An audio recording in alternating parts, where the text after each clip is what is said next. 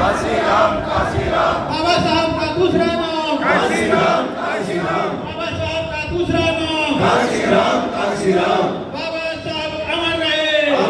ये यहाँ की प्रिंट मीडिया, इलेक्ट्रॉनिक मीडिया में छपा है। एक आईपीएस अधिकारी जातीय प्रताड़ना का शिकार होकर के अपने आप को खत्म कर लेता है। 78 साल की आजादी में हमने ये पाया है। उसकी पत्नी आईएएस अधिकारी है। वो पेपर के माध्यम से मैंने उनका बयान पढ़ा, वो अपने पति का पोस्टमार्टम नहीं करवाना चाहती। साथियों, इस देश में माननीय काशीराम साहब ने जब आपसे PS4 और BRC बुद्धिस्ट रिसर्च सेंटर के माध्यम से इस देश के कोने कोने में अलग जगाते जिन्ना देवी बहन कुमारी मायावती जी के घर पे पहुंचे थे, तो उन्होंने यही बात कही थी। आज जो ये अखबार के अंदर हम देख रहे हैं, उन्होंने जब कहा कि कुमारी मायावती जी आप क्या बनना चाहती हैं, तो बहन जी का जवाब था, उनके परिवार का जवाब था, वो आईएएस बनना चाहती थी।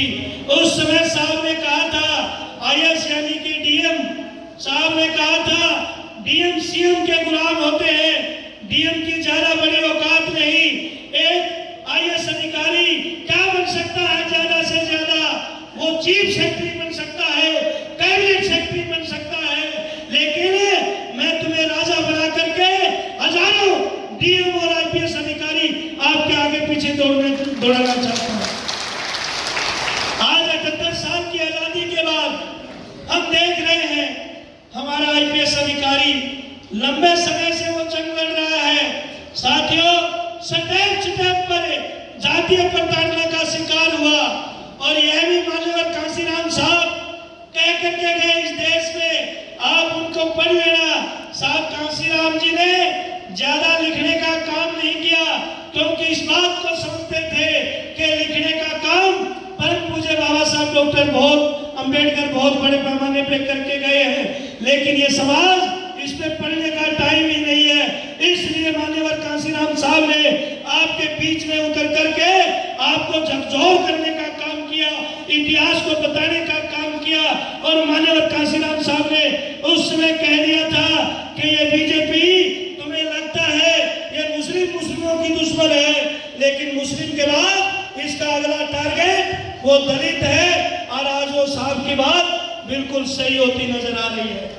मेरे समाज के लोगों, आपसे अपील करने के लिए आए हैं कि माननीय काशीराम साहब की इस पुण्यतिथि पर आप लोग, क्योंकि हम हजारों महापुरुषों को निकल गए, खा गए उनकी जयंतियां और उनके परिनिर्वाण बना करके एक दिन के बाद कभी चर्चा फिर दोबारा हम नहीं करते हैं। इसकी दो ताजा उदाहरण आपके सामने आए दिन आप देख रहे हैं कि समाज की राजनीतिक जो शक्ति थी वो भिन्न भिन्न संगठनों में और भिन्न भिन्न दलालों में बंट करके विरोधी दुश्मन हमारे इस समाज के चंद गद्दारों को खड़ा करके आए दिन नित नई नई पार्टियां बनवा करके आप बहुजनों की केवल एक राष्ट्रीय पार्टी, जो मान्यवर काशीराम साहब ने अगर किसी एक व्यक्ति को उसका श्रेय जाता है तो वो मान्यवर साहब श्री काशीराम है सर,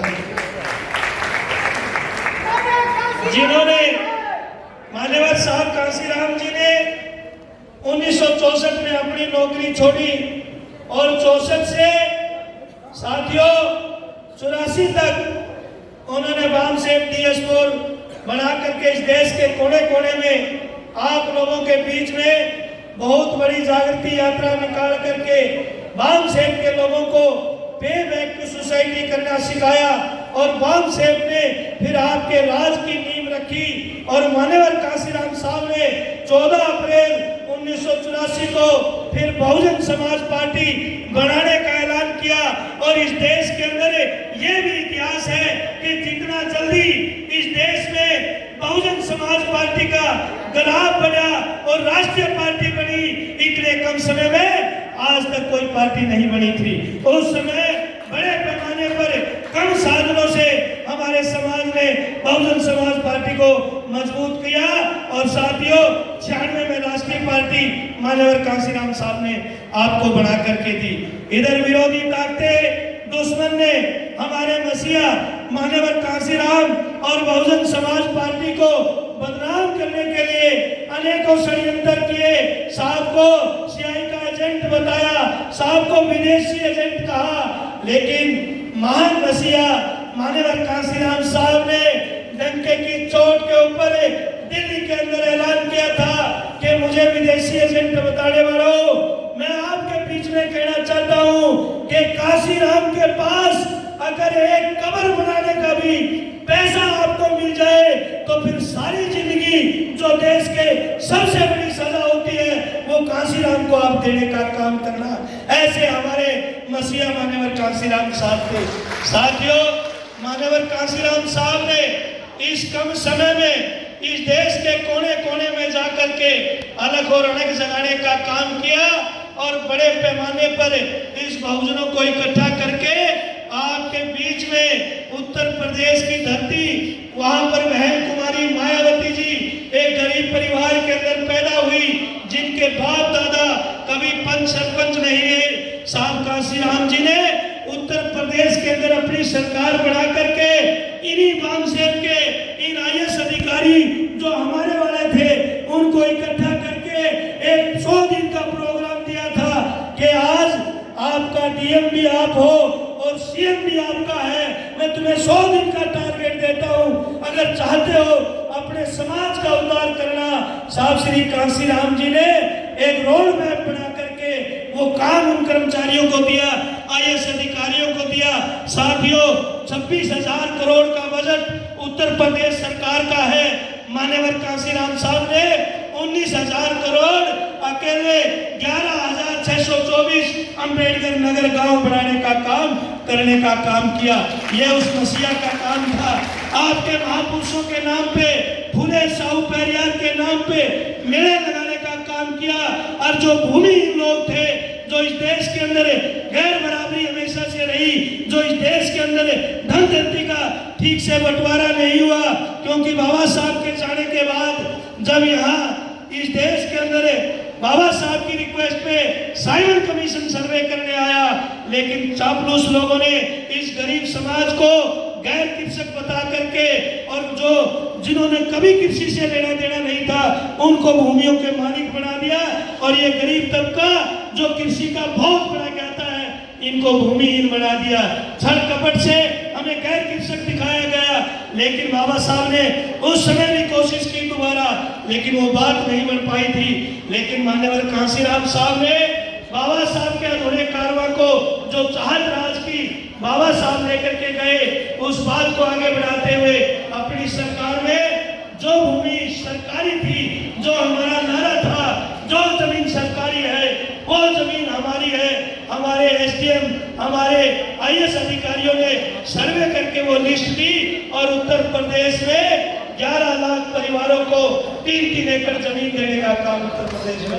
ये किस चीज से हुआ? साथियों, ये राजपाट से हुआ है। आज मैं आपके बीच में आप ये समझता हूं कि आप सुबह से यहाँ बैठे हैं, लेकिन आज हालात जो है यहाँ बुद्धिजीवी वर्ग बैठे हैं, हमें सोचना होगा, हमें एक माला के मोती बनना होगा। इस देश का चीफ जस्टिस के हालात आज इस देश के अंदर जो हो रहे हैं, चीफ जस्टिस ऑफ इंडिया, साथियों उसके ऊपर जूता फेंका जा रहा है। न बीजेपी का कोई नेता आवाज दे रहा है, न उसका खंडन कर रहा है, न कांग्रेस वाले कर रहे हैं। अगर उसके सम्मान में और उसके हक में कोई पार्टी, कोई नेता आई तो वो आदरणीय बहन कुमारी मायावती है। इसलिए अपने पढ़े लिखे कर्मचारी साथियों से मैं ये विनती करना चाहता हूँ कि साथियों एक माला के मोती बन जाओ, समय रहते इकट्ठे हो जाओ। हालात बद से बदतर है। आए दिन आप लोगों को बड़े पैमाने पे आप बिगड़ रहे हैं। आपके परिवारों में तरह तरह के भूत डलवा करके आपकी राजनीतिक शक्ति को कमजोर किया जा रहा है। अगर चाहते हैं, क्योंकि इस मसीहा मान्यवर कांसीराम साहब और परम पूज्य बाबा साहब के बारे में आप अच्छी तरह जानते हैं। बाबा साहब 6 दिसंबर 1956 को चले गए, लेकिन जाने के बाद भी बाबा साहब डॉक्टर वो दुश्मन के लिए उससे भी ज्यादा खतरनाक हो गई। डॉक्टर अंबेडकर कहते थे कि जीवित अंबेडकर तो ठीक है, लेकिन मरने के बाद भी अंबेडकर तुम्हें चैन से टिकने नहीं देगा। आज डॉक्टर मरने के बाद भी दुश्मन के लिए खतरनाक है। और आज मेरे महान मसीहा मान्यवर कांसीराम हमारे बीच में नहीं है, लेकिन उनकी रूह, उनका आशीर्वाद बहन कुमारी मायावती के ऊपर उत्तर प्रदेश की धरती, जहां 20 लाख लोगों की भीड़ में एक बहुत बड़ा मैसेज पूरे देश के लिए और दुनिया ने देखा है। बीएसपी का अधिकार बीएसपी ही तोड़ती है। इतनी बड़ी ऐतिहासिक रैली उत्तर प्रदेश के अंदर हुई है। मैं दावे के साथ कहता हूँ, अगर शिद्दत ईमानदारी से हमने साहब के कंसेप्ट को समझ लिया, सेक्टर और बूथ पे काम कर लिया, तो आने वाले समय में तुम्हें देश का राजा बनने से कोई रोक नहीं सकता। हमारे साथियों, मैं बहुत कुछ मैसेज लेकर के आया था, लेकिन आप सबसे मैं यही विनती करूंगा कि आप इस बात को ध्यान में रखें कि हम हरियाणा प्रदेश के अंदर, जो दिल्ली के सजा हुआ प्रदेश है, यहाँ जो एट्रोसिटी बढ़ रही है, जो जुल्म जातियां बढ़ रही है, खास करके इस प्रदेश के अंदर आरएसएस भाजपा जो कहने को एक लोकतंत्र में की सरकार है, लेकिन जब हमारे अधिकारी जो आईपीएस अधिकारी है, आईजी रेंज के अधिकारी है, उनको भी जस्टिस नहीं है। जिनकी पत्नी आईएएस है, वो चीफ मिनिस्टर के साथ गई हुई थी, आज वो मांग कर रही है, चिल्ला रही है कि इन लोगों पे एफआईआर दर्ज होनी चाहिए। वो खुद स्वयं एक बहुत बड़ा पीछे मैसेज अपना दे करके गया है, सुसाइड नोट दे करके गया है कि इन कारणों से हो रहा है, लेकिन कोई सुनने वाला, सुनने वाला नहीं है। आज लेबर डिपार्टमेंट खास करके इस प्रदेश के गवर्नर से अपने आप को कहने वाले इस अनिल विज के पास है। लेबर डिपार्टमेंट का पोर्टल, जो हमारे मजदूर भाई थे, जो मजदूर कामगार थे, उनके जो बच्चों को स्टाइपेंड मिलता था, हमारे मिस्त्री थे जो कामगार, उनको औजार मिलते थे और बेटियों को शगुन मिलता था, उसका अभी 2 महीने पोर्टल का समय होता है, वो पोर्टल बंद है। आज इस प्रदेश के अंदर जो कौशल बोर्ड है, उसके अंदर कोई रिजर्वेशन नहीं है। हालात इतनी खराब है कि साथियों, कहीं पे कुछ नहीं है। जो हमारे भाई किसी तरह ले दे करके कहीं जॉब पर है भी, कौशल बोर्ड के तहत उनको भी टारगेट करके घर बैठाने का काम ये सरकार करने का काम कर रही है। इसलिए मेरी आज आपसे अपील है कि इस 9 अक्टूबर को हम माननीय साहब श्री कांसीराम जी को अगर मानते हैं और जानते हैं, उनके संघर्ष को हरियाणा प्रदेश के अंदर उन्होंने बहुत समय दिया है। और खास करके साथियों, आज आप लोग अच्छी तरह देख चुके हैं, ये कांग्रेस जो संविधान के नाम पर आपको गुमराह करके वोट देकर के गई, अभी अभी इनके फैसले आए हैं, इनके संगठन की लिस्ट आई है, हमारी क्या औकात है उसमें। आज कांग्रेस की मंशा वो जग जाहिर आपके सामने है। जो लोग बड़ी बड़ी फेंकते थे कि ये बहन जी को मुख्यमंत्री बनाएंगे, शहजाद मुख्यमंत्री बनेगी, फलाना मुख्यमंत्री बनेगा, अरे तुम्हारी कोई गिनती नहीं है, किराए के घर में तुम्हारी कोई औकात नहीं है। आरएसएस भाजपा की जो सरकार चल रही है, उस सरकार में भी आए दिन जो जुल्म जाति हमारे समाज पर हो रही है, हमारे ऊपर जो एट्रोसिटी हो रही है, कहीं कांग्रेस के लोग उसमें नहीं बोल रहे हैं। आपसे ये विश्वास दिलाता हूँ, अगर आप ईमानदारी शिद्दत से साथ दे दें, अभी 3-4 साल चुनाव में है, अगर आपने साथ दिया तो ये विश्वास दिलाता हूँ, हरियाणा में कांग्रेस जलता हुआ घर हो चुकी है। कांग्रेस के पल्ले कुछ नहीं है, कांग्रेस खाली होती जा रही है और भाजपा घमंड में है। इसके बाद अगर प्रदेश में कोई पार्टी है और कोई बड़ी ताकत है, तो आपकी अपनी स्वयं की बहुजन समाज पार्टी है। ईमानदारी बहुजन समाज पार्टी जिंदाबाद जिंदाबाद जिंदाबाद।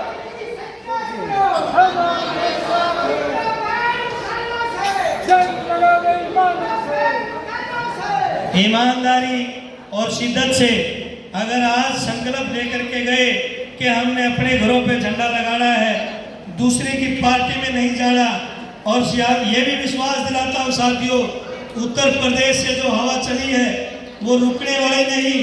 आपके महापुरुषों का त्याग बलिदान, हजारों साल की जो कुर्बानी है, वो बलिदान, वो त्याग, उसको सच्चे मिशन को कोई ज्यादा दिन रोक नहीं सकता था। जो ब्रेकर आपकी पार्टी में, आपकी मूवमेंट में आने थे, वो आ चुके हैं। आने वाला समय आपका है। हम दिन रात मेहनत करेंगे। अगर अपने घरों पे झंडे लगाए, अपनी पार्टी का प्रचार किया, अपनी गाड़ी पे झंडी लगाई, अपनी बाइक पे झंडी लगाई और अपना होने का एहसास किया, तो हरियाणा के अंदर दावे के साथ कहता हूं कि 2029 में आपके बगैर किसी की सरकार नहीं होगी। एक बड़ा दिन आपने करना है साथियों। कांग्रेस के लोग इधर से उधर जा रहे हैं, आपके लोग बड़े पैमाने पे इस कांग्रेस को जिंदा करने के लिए गए थे। जो मूवमेंट में यहाँ साथी बैठे हैं, सो पदों पर बैठे हैं, मेरी उनसे भी विनती है। सम्मानित साथियों, मान्यवर कांसीराम साहब अपना जन्मदिन और अपना परिनिर्वाण दिवस जो दिन था, उसकी चाहत यही थी कि मेरे जन्मदिन और परिनिर्वाण दिन पर संगठन को मजबूत करने का संकल्प ले। इसलिए जो भाई दूसरी पार्टियों में गया है, तुम्हें गाड़ी दे करके भी गया है, तुम्हें बदनाम करके भी गया है, हमारी आपकी इज्जत तभी बढ़ेगी जब हम उन भाइयों को भी अपने घर में शामिल कर लेंगे। बड़ा दिल करके उनको पार्टी में लेकर के आओ, जो साहब के साथ चले, जिन्होंने साहब का कैडर लिया, जिन्होंने बहन जी का कैडर लिया। साथियों, वो कहीं भी चले जाए उनका दिल नहीं लगता। कहीं ना कहीं गलती हमारी भी रही है। आज मैं अध्यक्ष होने के नाते ये ऐलान करता हूँ कि जो भाई दाएं बाएं गए हैं, वाम सेट के साथियों, बीएसपी के साथियों, एक बड़ा दिल करके उनको पार्टी में शामिल करने का आप काम करें, ताकि आने वाले समय में आपका अधूरा कारवां वो आगे मंजिल तक पहुंच सके। अरे साथियों, कल पार्टी बनाई थी हमारे यहाँ लाला जी के लड़के ने, आज वो देखो 2 प्रदेशों में सरकार बना गए। अभी आप लोग एहसास नहीं कर पा रहे कि ये पार्टी ऐसे नहीं बनती। जिनकी पार्टियां खत्म हुई है उनसे पूछ करके देखो।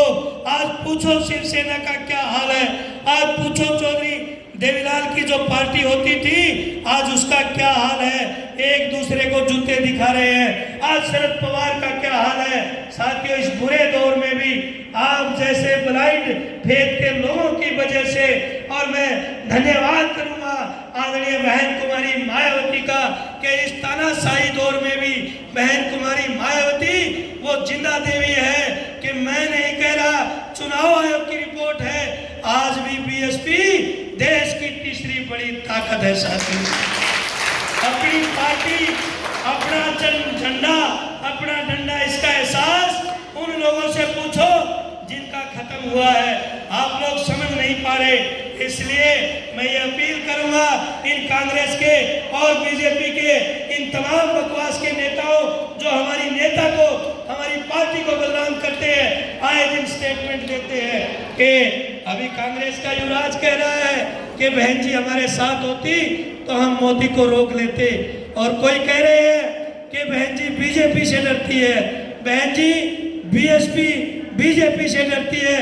इनसे जरा पूछ करके देखो कि 2019 में बहन कुमारी मायावती, वो नेता हमारी जिन्होंने बीजेपी को रोकने के लिए वहां पर मुलायम सिंह, जिनके साथ हमारा 36 का आंकड़ा था, बहन जी ने मुलायम से समझौता किया और यूपी में बीजेपी को रोकने का काम किया था। ये उस नेता पे शक करते हैं। साथियों, हम जवाब नहीं देते। अभी कांग्रेस का युवराज, मैं तो बड़े सभा में कहता हूं कि मेरी नेता आदरणीय बहन कुमारी मायावती उत्तर प्रदेश की 4 बार की मुख्यमंत्री, वो कोई रिजर्वेशन से नहीं बढ़ी। बहन जी बड़े लंबे संघर्ष से आगे बढ़ी है। राहुल जी को हम विपक्ष का नेता है, आदर सम्मान देते हैं, लेकिन जिस दिन राहुल जी के पीछे से गांधी शब्द हट गया, कोई जानने वाला नहीं है। मेरे नेता संघर्ष से आगे बढ़े हैं। ये कहते हैं कि बहन जी साथ होती तो हम मोदी जी को रोक लेते, लेकिन इनसे पूछ करके देखो, इंडिया गठबंधन की पहली बैठक, उस बैठक में क्या हुआ। इन्हीं के खड़गे ने कहा कि हमें बीएसपी की जरूरत नहीं, सेकंड अधिवेशन महाराष्ट्र में हुआ, वहां लालू की स्टेटमेंट निकालो। इसलिए समाज के प्रबुद्ध लोगों, आपको सावधान आगाह करने आए हैं कि समझ जाओ, कभी नहीं चाहते ये कि आपकी बिगड़ी बने, कभी नहीं चाहते कि आपकी पार्टी मजबूत हो। इसलिए मैं यही अपील करूंगा